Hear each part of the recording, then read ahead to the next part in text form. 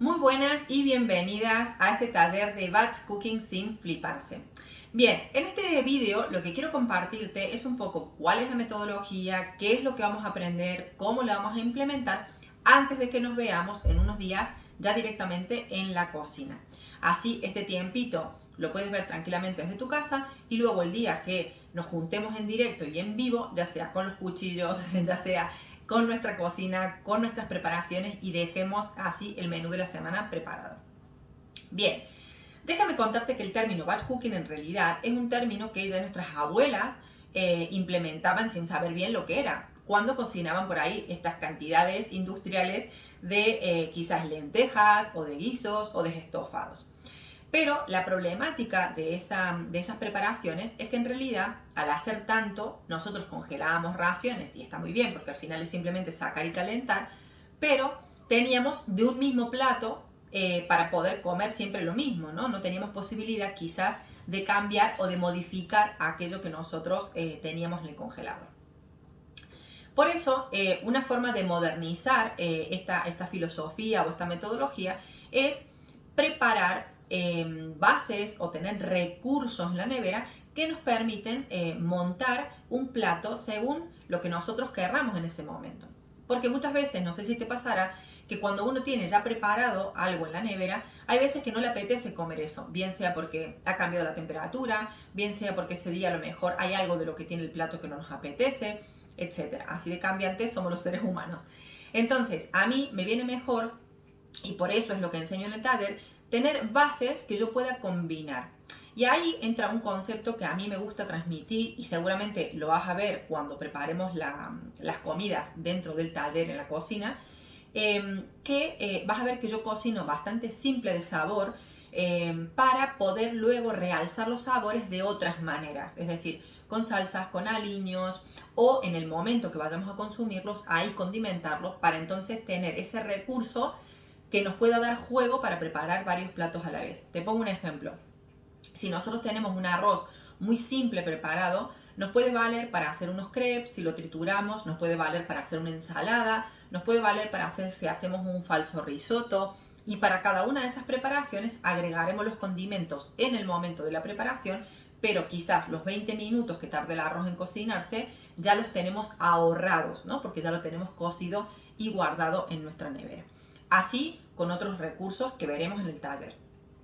Pero este es el concepto que a mí me gusta de batch cooking, porque me da la sensación que nos deja una pequeña cintura para que nosotros en la semana podamos resolver con 2 o 3 recursos más y prepararnos un plato o montarnos un plato en 10-15 minutos quizás, que es lo que tardamos en reunir, recalentar y regenerar estos ingredientes. Bien, de estas técnicas de cocción, ya te he nombrado lo de cocinar simple, ¿no? Es decir, con poquitas especias, cocinar lo más versátil el plato posible para poder mezclarlo con otras cosas. Pero otro término que también me gusta utilizar es quizás cocinar o preparar varias cosas a la vez cuando nosotros vamos a meternos en la cocina. Por ejemplo, si yo voy a preparar un arroz, como te decía en el ejemplo anterior, voy a cocinar un arroz, sé que más o menos voy a tener que estar 20 minutos en la cocina, pendiente del arroz para que llegue a su punto, ¿verdad? Y entonces en esos 20 minutos sí que puedo implementar de cocinar otras cosas, por ejemplo, unos huevos que se me van a cocer en unos 12 minutos, por ejemplo, una quinoa que se me va a cocer en unos 15 minutos, por ejemplo, una pasta que se me va a cocer en unos 9-10 minutos. Entonces, he empleado ese tiempo que tenía disponible y he ocupado para hacer otras preparaciones que también me van a venir muy bien a la hora de tener recursos en la nevera. Porque ¿qué es lo que sucede cuando nosotros queremos comer saludable y no tenemos tiempo o venimos con el tiempo demasiado justo? Que nos hace caer en comer por ahí productos menos saludables o productos procesados. O cuál es el reclamo, ¿no?, de marketing que tienen los productos procesados. Es que si no tenés tiempo, podés utilizar eso. Que si no tenés tiempo, te podés recalentar no sé qué. Y sucumbimos a eso, lógicamente, por la practicidad. Pero si yo en algún momento en la semana he tenido la posibilidad de preparar esos recursos, simplemente abro la nevera, veo más o menos qué me apetece comer ese día y digo, ah, vale, fantástico, tengo arroz, tengo un aguacate, tengo un huevo, puedo mezclar con esta salsa, le puedo poner esta proteína, bien sea que me la haga en el momento o que tenga en una despensa, y ya tengo montado un plato saludable con recursos que yo ya tenía previos, preparados y dejados en mi nevera. Esto también lo traigo a colación porque muchas personas, por ejemplo, me han dicho, es que a mí lo del batch cooking, por ejemplo, cuando yo veo las preparaciones de las personas en las fotos, ¿no? Que veo ahí 50.000 cosas, o de repente voy a tener que estar 3 horas cocinando, de solamente pensarlo me agobio un montón, ¿no? Y por eso también la filosofía o la manera que a mí me gusta que se queden y que se lleven del taller es, no importa el tiempo, no importa si tenés 3 horas o tenés media, lo importante es cómo podemos sacar el máximo partido posible a ese poco o mucho tiempo que tengas. Si tenés 3 horas, fenomenal, ¿qué podemos hacer en 3 horas? Pero si tenés solo media hora, ¿qué puedo hacer en esa media hora? Quizás en esa media hora podemos saltear unos vegetales, quizás en esa media hora solamente podemos dejarlos picados, cortados y en la nevera para otro momento poder cocinarlos o prepararnos un estofado, o preparar un sofrito o preparar una tortilla. Quizás tenemos 1 hora y pico y podemos dejar un poquito de cosas más avanzadas. Lo importante es saber qué tiempo tengo, registrar y hacer uso de ese tiempo de forma que nos vaya adelantando cocciones en las semanas. Créeme que tener a lo mejor 1 o 2 cosas ya listas agiliza mucho la preparación de un plato y luego no nos da tanta pereza comer sano porque ya tenemos recursos reservados en nuestra nevera o en nuestra alacena o en nuestro congelador. Bien, hay muchas formas de hacer batch cooking en el sentido de que batch cooking es cocinar básicamente por lotes, es decir, cocinamos de a cantidades. Pero no necesariamente uno tiene que cocinar, como te decía antes. Otras opciones que también las he compartido muchas veces a través de las redes y lo he compartido también en las personas que acompaño de manera personal, es nosotros también picar las verduras, dejárnoslas preparadas, dejárnoslas ralladas, dejárnoslas quizás congeladas, por ejemplo, para sacar y directamente tirar en una olla.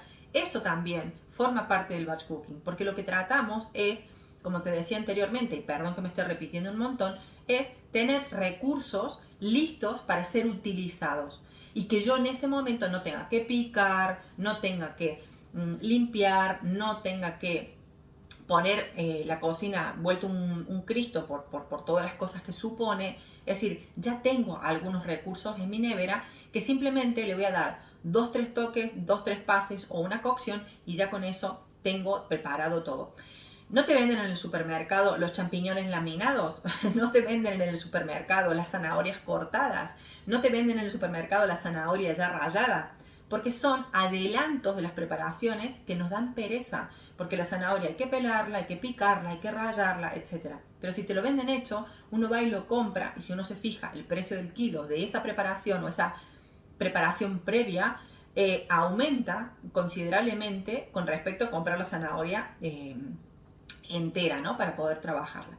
Así que eso te da la pauta de que estamos buscando la practicidad, ¿vale? Así que batch cooking hay un montón de formas de hacerlos. Lo que nosotros vamos a ver en el taller justamente es tener recursos y como bien vas a observar, en estos días tienes un menú, pero es un menú tipo porque realmente luego cuando llegue el día puedes mezclar esas cosas o puedes mezclar de otra manera y te sale un plato totalmente diferente.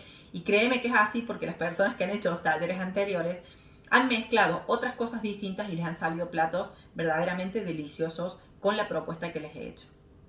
Bien, dicho esto, decirte también que hay diferentes preparaciones. Es decir, tenemos diferentes formas de cocción, diferentes formas de cocinar los alimentos. Nosotros en el taller vamos a ver varias que me interesan que las apliques para que luego tengas ese recurso disponible para preparar otras cosas. Pero te voy a nombrar algunas para tampoco agobiarte tanto, ¿vale? Si no sabes mucho de cocina, no importa, me lo puedes preguntar igualmente por Telegram. Yo aquí simplemente lo que voy a hacer es hacerte un paneo general y contarte características muy básicas. Por ejemplo, bueno, un sofrito, todo el mundo conoce, un sofrito simplemente son las verduras sofritas en aceite, que eso va a generar muchísimo sabor para que luego nuestros guisos, nuestros caldos, nuestros arroces, nuestras paellas, cualquier otro plato que nosotros querramos hacer esté verdaderamente delicioso. También tenemos posibilidad de escaldar, que es la manera en que nos venden, por ejemplo, las verduras que están congeladas en los supermercados. Es decir, le han dado un pequeño golpe de calor, las han sacado, las han enfriado y las han puesto en el congelador. Es una forma de alguna forma, aprovechar los vegetales cuando tenemos mucha cantidad o se nos van a poner malos, o simplemente pues tener un recurso que no nos ocupe tanto sitio en la nevera y tenerlo ya medio hecho, medio adelantado, para luego simplemente darle unos minutos de cocción y ya terminar el plato en cuestión. Otra forma es hacer las cosas asadas al horno, que es una de mis favoritas, que también las vamos a ver en el curso, porque da muchísimo sabor a los alimentos, cambia radicalmente el sabor, la textura de los alimentos, y hay verduras incluso que quizás crudas, cocidas al vapor, cocinadas en agua, hervidas en agua o salteadas, no están tan buenas, pero en el momento que las metemos en el horno, el sabor les cambia completamente, por ejemplo, como es el caso de la coliflor. Y otras, como las coles de Bruselas, etc., ¿no? Otra forma de cocinar, bueno, y tiene otras ventajas, como por ejemplo el hecho de que podemos cocinar a 2 alturas, podemos cocinar mucha más cantidad, etc.